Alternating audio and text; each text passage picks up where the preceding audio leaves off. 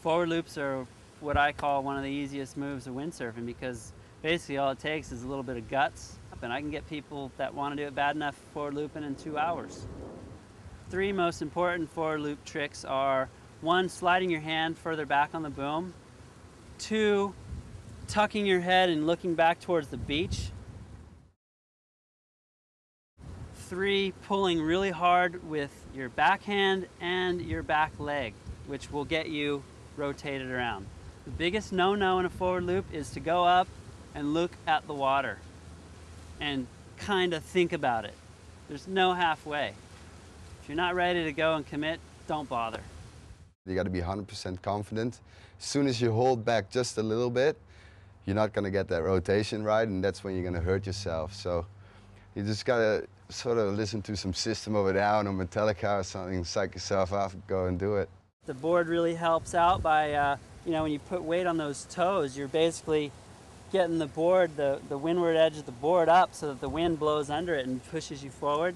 When you take off, you use the lift of the wind on the board to get you more and more lift, especially with the stalled forwards. You go up and up and up, and right before you're at your highest point of your rotation, the apex, you start leaning forward and you flip your board, so the wind's going to grip on the other side and going to push you forward as well once you pull the back of your hand. That first trick of your back hand, putting it further back on the boom, is really important. But at the same time, when you throw your head back, you got to make sure you throw yourself forward too. If you're going to lean backwards and do it, you're still going to crash out hard. So you got to be committed and fully go for it. Lean forward as you pull your back hand, and then you're going to get around your equipment. A lot of times when you go more downwind, you sort of go with the force and power of the wind.